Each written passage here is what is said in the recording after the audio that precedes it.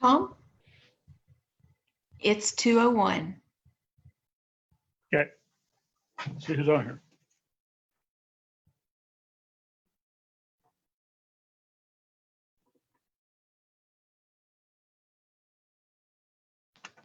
Hey there.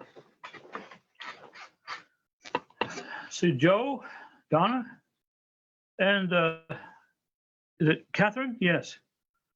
Let's see who else is here. Hey, look around a minute. Sure good to see y'all today. Oh, there's Sandra, great, and Rena, wonderful, and Jeanette, great. Y'all are so faithful. I always think that every week, I think, oh, there's going to be one person on there, and it will be Gina, who's a tech person. But y'all are just wonderful. It's always good to see you again. Look around here. Let's see. I'm sure there'll be more joining us later.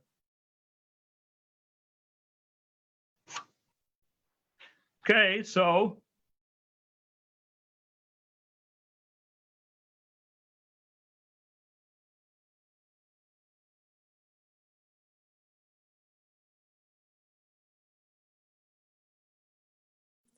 I can't hear you. Tom, somehow you got muted. Go ahead and touch that. Yes. Can you hear me now? Yes. Okay, I'm sorry. Yes. Somehow I got muted. I muted myself. Okay. I said, I asked everybody how their week has gone. And I said, you can tell me or tell us simply by doing, you can do any kind of hand gesture you want during this time, frankly. But you could do this, or Joe's saying pretty good, something like this. Yes. Yeah, Kathy. Some of you could go, kind of like this, or just whatever. Not that bad. I'm gonna look around. Everybody's made different symbols. Sandra's like, can't think I'm here. That's better than here. Yeah. Good. Rena, you always got the beautiful smile. Pretty good up here? Yeah, a little above baseline. All right. Here's baseline for me. Here's my week. Out of view. Can't see it. Hard. But I'm here, and I'm glad to be here. I'm worked hard to be here. But some weeks are up, some weeks are down. And so we have our third class today and our last class next week. Today, I'm going to look at actually 3 songs that are all love songs, but we're only going to look at the lyrics to 2 of them. So I'm going to start with the one that we won't look at the lyrics to, because it's a song that's originally in Portuguese, and I looked up the English translation of it, and it was just, first of all, the translation was terrible. It wasn't very poetic. Second, the translation is titled Hansel and Gretel. So, and it's written by this Brazilian composer I mentioned before that I played some music once, by Chico Baruch. And he writes beautiful music. Evidently, he wrote, and they were going in somewhere in Brazil, they were doing a production of Hansel and Gretel. And he was asked to do the music. And so he wrote this song, and somebody put the lyrics to it. And they're quite extensive, they're long. And if you read the English translation, it's very unpoetic. But it is the story of Hansel and Gretel. So you have those 2 characters here. The Portuguese title of the song is João e Maria. I'll show you here, go like that. So I'm not sure I'm pronouncing the first word right, but you see it. And you could, if you want to Google it or look it up, you find there's a couple of YouTube persons singing it and doing it very different from the way I'm going to do it. But the idea, just to tell you, is that it is a love song, as well as the other 2 that we'll do. And but I think I'll start with this one because it's a good one to warm me up.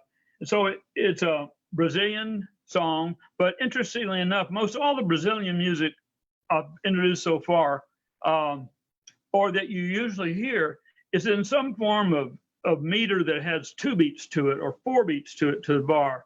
Like if we're doing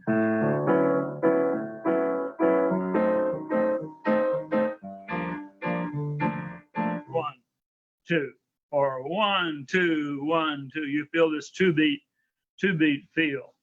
This is unusual, and I don't know if this is in 3. It's in 3/4 time, and it's not to be played fast.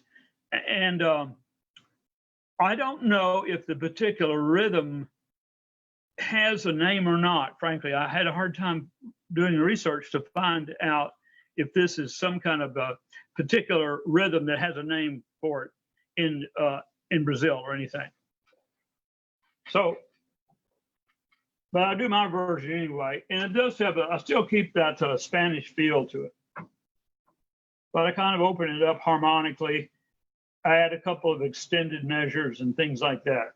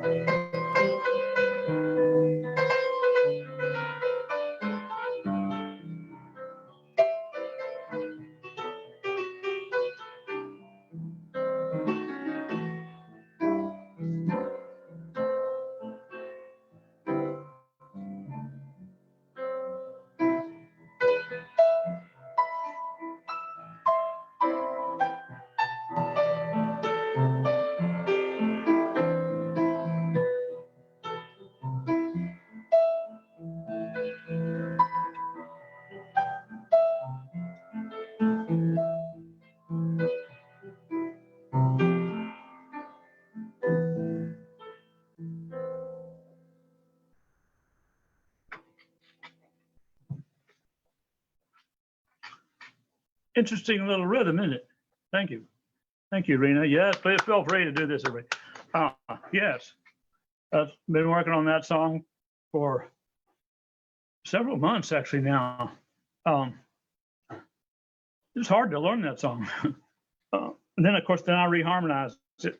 So I had to learn my harmonies, and then I added some transitional things to it. But the more I worked on it, the more and more I liked it. And I like playing in that field. I have no idea if it has a name, like I said. What did you hear going on in it? Let's go back to the basics. 3 basics we talked about that all music has, and that you have melody, you have pitch, you have melody of some kind, and that you have harmony, and that you have a rhythm, some kind of underlying rhythm. So, thinking about that, if you want to use those as a starting point for talking about it, just use your own words.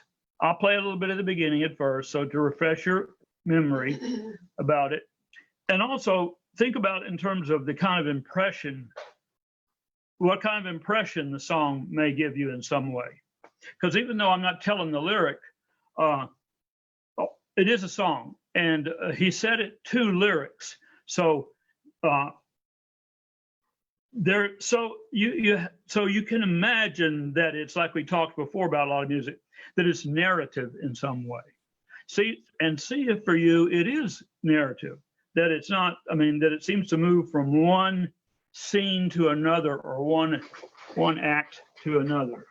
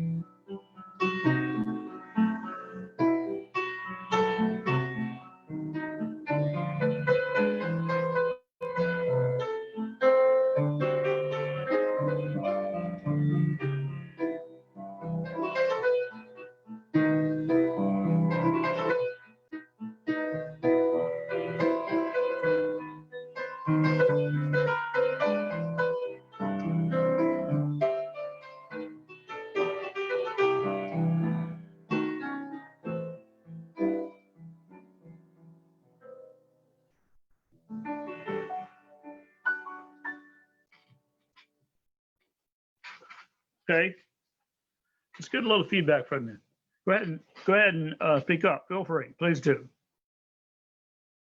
Any impressions at all? Well, Rena. I could picture some kind of erratic walking over uneven terrain, but I don't know if I would have gotten quite that much if you hadn't said Hansel and Gretel. I would have gotten the unevenness of it. Yeah. But, I could feel that. That's a very good observation. That's very nice. Yeah. And it seems to move along, at first, once you hear that first melody, there's several melodies in here. But then there's some twists and turns that you don't expect. Like the second time through a melody, when we get to the end of the whole, 16-bar melody, it'll go to a different chord, which takes us right into a new section. And then with a new melody and a little bit different rhythm and different harmonies. So it's rather nice in that way. Others? I would like to say that my impression was that at the beginning, it was darkness, and then hope began to build. And as you went into the different sections, it built and built until it felt like there may be a way out of this darkness. That's very interesting. That's very, very good. I hadn't thought of it that way, but that's a nice impression. Because that's very narrative, isn't it? You know, it starts in this kind of, I added, this is my intro. I added this. It's not part of the song, but I went, and I'm doing some meter changes here. It's not all unsteady. I got 2 bars of 3 and then a bar of 2. And that's to throw you off as to where you can't quite discern where 1 always is. And that makes it kind of open and dreamy or unsure sounding.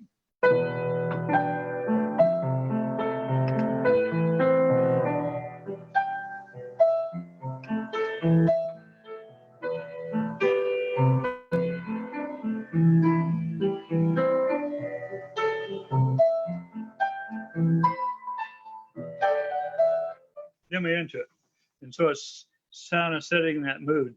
And then it's like, then the characters come out and the story starts, you know. That's how I envisioned it.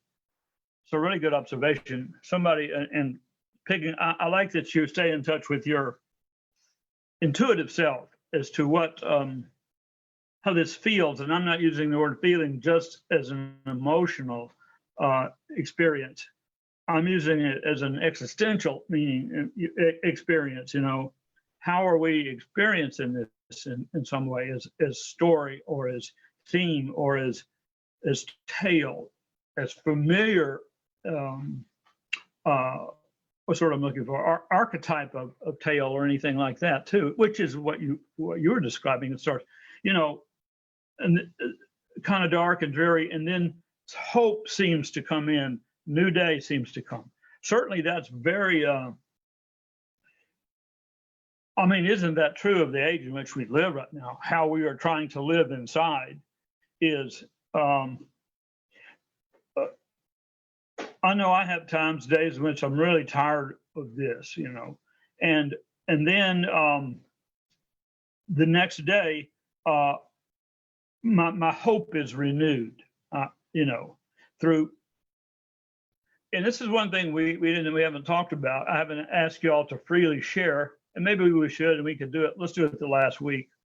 But in this, and the question would be, what are the centering points? I used that earlier. What grounds you to reality during this period that's very different from anything most of us have ever experienced before? We're so cut off, experience loneliness and many different feelings, and there's many blessings that all of a sudden come out of this too. But the question would be, in the midst of such uncertainty, what are you certain of? What has always been there for you in times of distress, stress, uncertainty, anxiety, fear, what we would call the afflictive emotions that still you can always rely on and come back to? So that's just an open question right now that we will talk a little about next week for you to be thinking about. I think if we can share those with each other, one of us might hear something that will remind us, oh yes, that's important to me too. I hadn't thought about that. And I can go to that and use that. Because after next week, we're going to have a break again for, I don't know, is it 4 weeks or 6 weeks until we start in the fall. So we're not going to be together. We're almost like a support group in some ways. So you can be thinking about that question. Before I move on, any other comments or anything? Okay, that's fine. Tom, I do okay. probably need to tell you I was not able to find the lyrics for the Star-Crossed Lovers, but I did find the next lyrics. Thank you. I have them, and I'm gonna end Spoiler with. alert. Yeah, that's fine. Yeah, I'm going to play next a standard that most all of you probably have heard at some point, and you may even know the lyrics to it. Let's see if I can still pull them up here, because I want to find them. what was I looking for? No. Okay, let me just take a minute here and Google it. I can get it real fast. I had it and I lost it. The song is The Days of Wine and Roses by Henry Mancini.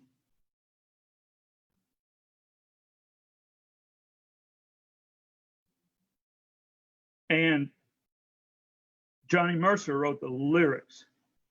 And it's from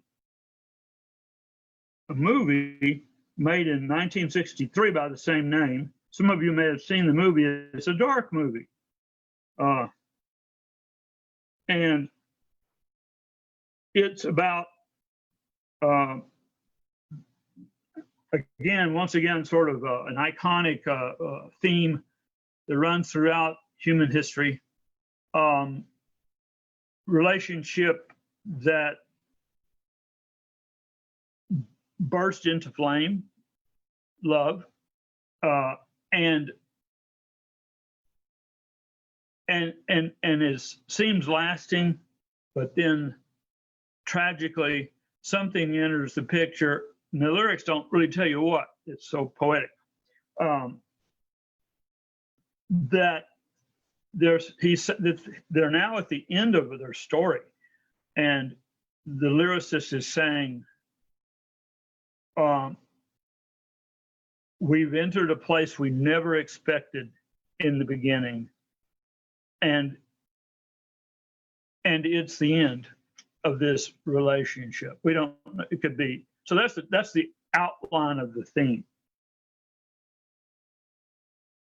Okay.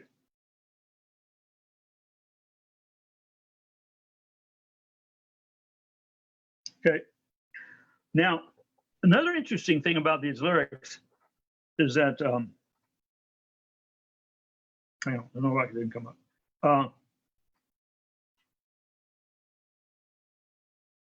There's only 2 verses. Each verse is made up of 1 sentence. So the whole lyric only has, the whole song, 2 sentences. Both are compound sentences. See, I finally get it here. Tom, I did post the lyrics in the chat for You this did? song. Okay, Yes. good. Y'all have the lyrics in the chat, then you can see them. The days of wine and roses. Let's see. The days of wine and roses. He's a little high for me. Laugh and run away like a child at play through the meadowland toward a closing door, a door marked nevermore that wasn't there before. That's just 1 sentence, a beautiful sentence. The lonely night discloses just a passing breeze, filled with memories of the golden smile that introduced me to the days of wine and roses. And you. I think I've always thought those lyrics were just wonderful. They're poignant. You picture it in terms of reality, the metaphor is becoming real. And then you get beyond the metaphor and you understand about what these symbols are, about childish like play at the beginning. You feel so free, so joyous. And then, but in the end of the journey, there's a door that you don't expect that's closing. And that the air itself, the landscape of the whole, of now looking back on the landscape of the relationship, you have memory after memory after memory, story after story after story of things that you and the other person experienced together, joys and sorrows. But now there's this sadness because it's come to an end. And you don't, it could be, anything could have happened. I mean, that's the beauty of this lyric, is that it could have been put to that theme anywhere, because it doesn't get specific as to what those events are.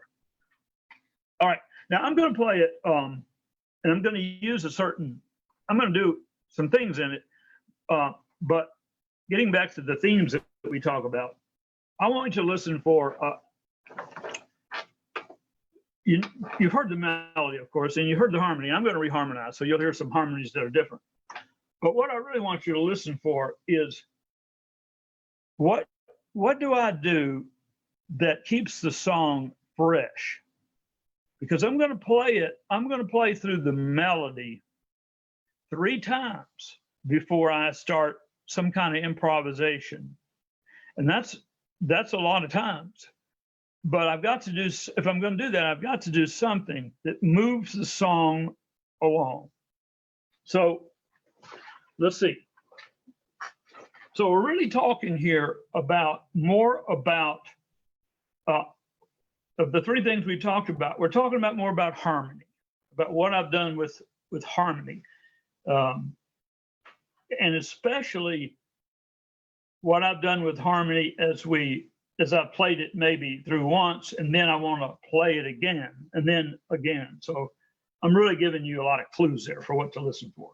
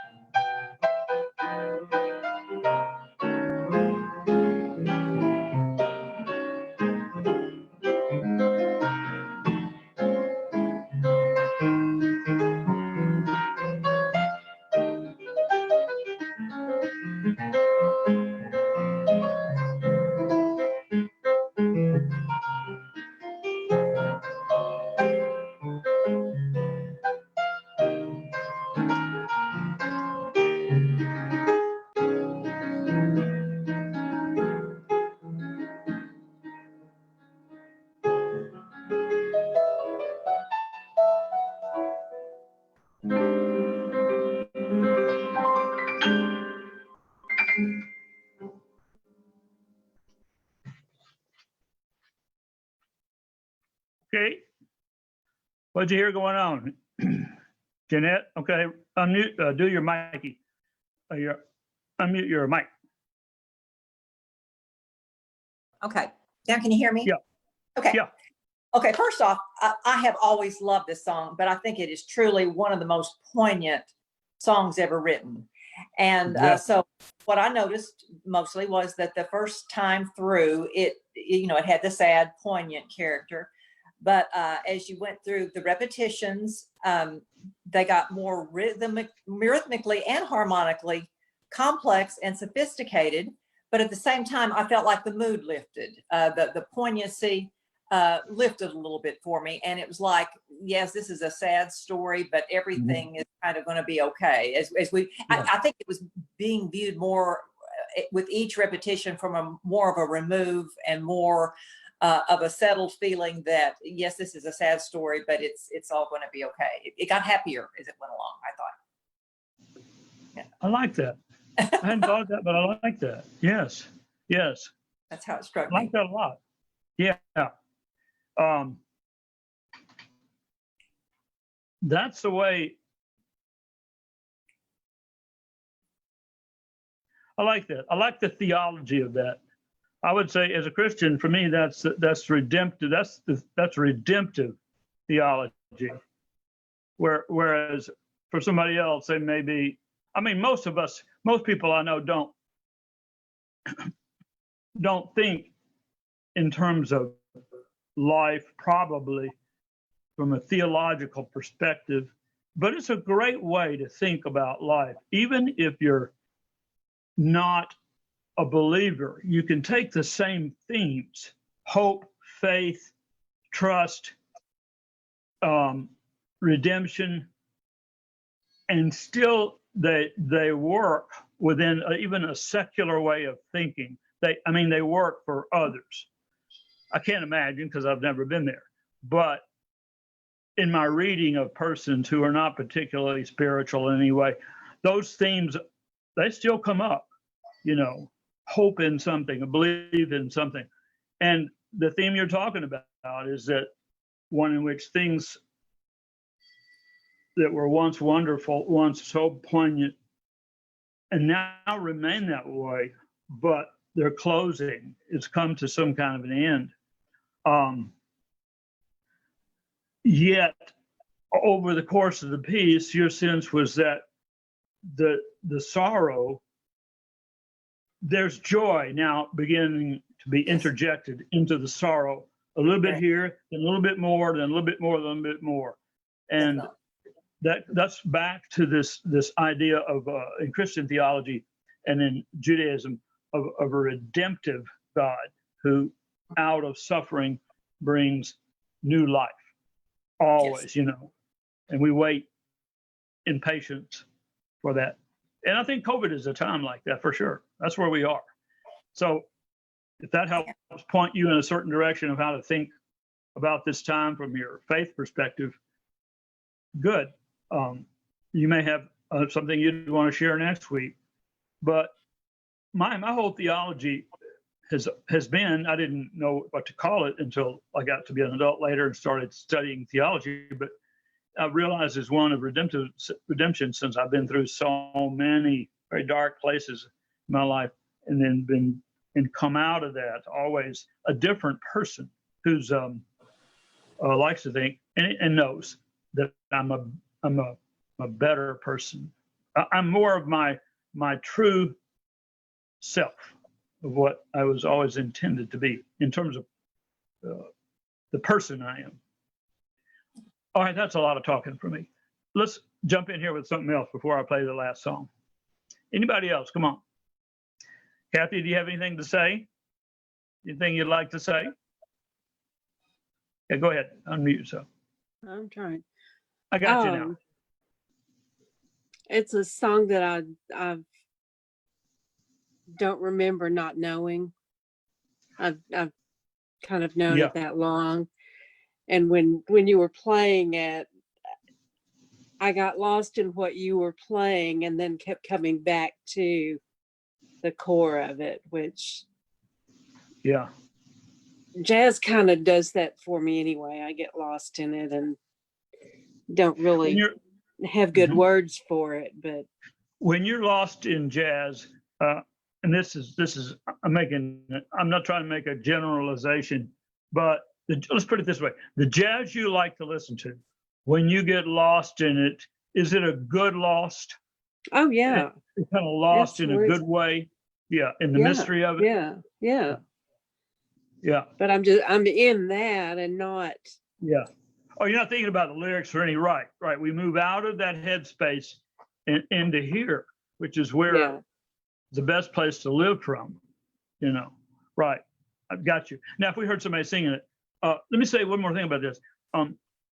It's been recorded, as you know, 1,000 people.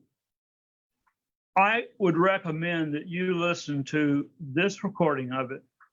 Tony Bennett and Bill Evans. They did 2 CDs together that are iconic. They're classics. And I'll bet you can go on YouTube and listen to Tony Bennett and Bill Evans, just the 2 together. It's on their first CD, and it's of him, and he sings "The Days of Wine and Roses" on there. The 2 CDs they did together, just piano and songs, voice. He does some well-known songs. He does some other songs that you probably have never heard before that are just beautiful. All the songs have lyrics that are wonderful. That CD is just phenomenal, the way those 2 men make music together. And the way Bill Evans accompanies him is so different from what you would traditionally hear, the way other pianists of all genres might accompany him.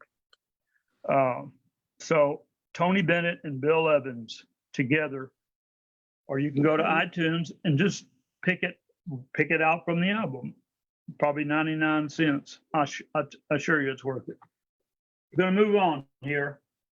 Last song is a song by a composer I mentioned before, and I played some of his music earlier, maybe a semester or 2 ago. His name is Billy Strayhorn. He was the musical composer, arranger, companion lifelong with Duke Ellington. A lot of the music attributed to Duke Ellington. They actually co-wrote some of the music that is attributed to Duke Ellington. Billy Strayhorn actually wrote. We know that Billy Strayhorn wrote this song, and it is a song, and it has lyrics, and it's called "Star-Crossed Lovers." And I'll read you the lyric before I play the song. And there is a YouTube recording of somebody singing this, more than one, and it's worth listening to. The Star-Crossed Lovers. Now, this song came about because Ellington and Strayhorn decided to write a song series that they were going to call Sweet. In fact, they did. It's called Such Sweet Thunder. And each of the songs is based on a play of William Shakespeare's. And this song, The Star-Crossed Lovers, is based on the themes in Romeo and Juliet. And here are the lyrics. Do the stars control our fate? Do we play out some old tragic tale? Have our paths crossed all too late? And is our star-crossed love doomed to tail? See in the night, a blaze in the sky, a new constellation, you and I. Stop the stars, slow the moon. Don't let love end too soon. We're not through. We've just begun. 2 star-crossed lovers shine as one. See how that theme is just the opposite of the Henry Mancini tune. It's just wonderful. It's the new beginning when everything is heavenly, celestial. Those are gorgeous lyrics. If I could sing and play this song at the same time, I would do it just enough so you hear it. It's probably best I don't. Here we go. Last one of the day.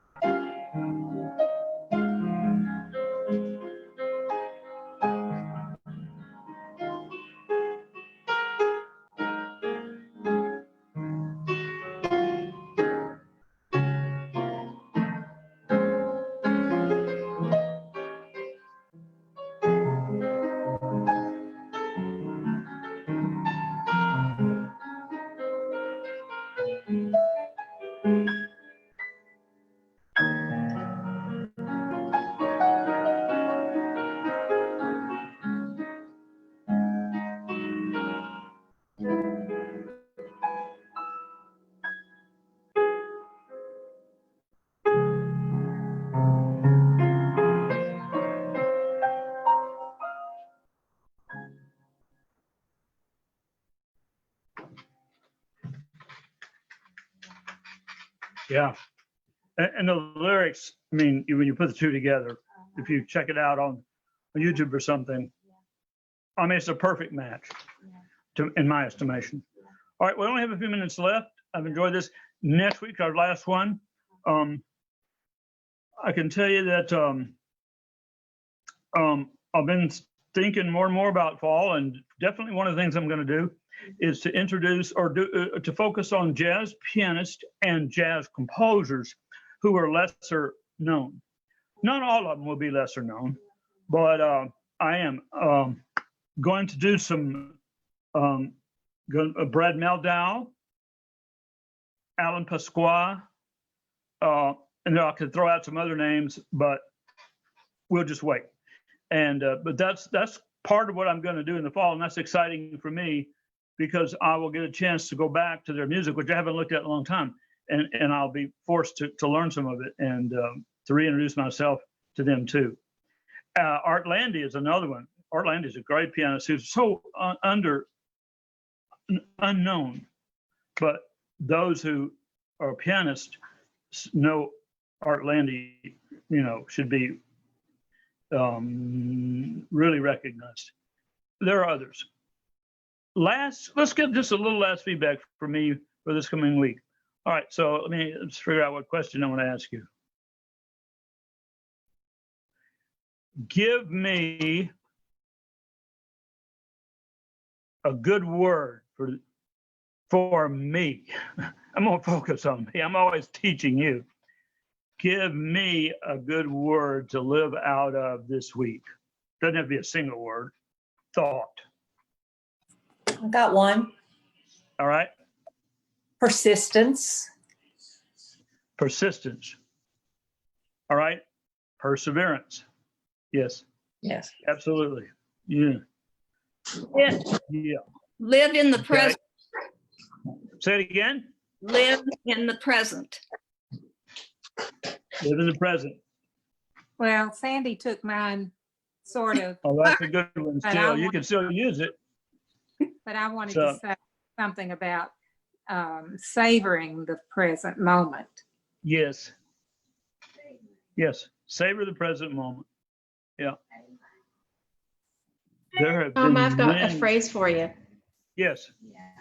Recognize that you're inspirational. Recognize inspirational. That's a good one for me to ponder. I don't feel that too often. I don't. But you need don't to. are very That's why I close. say it. Yes, well, Jeanette, that's a gem.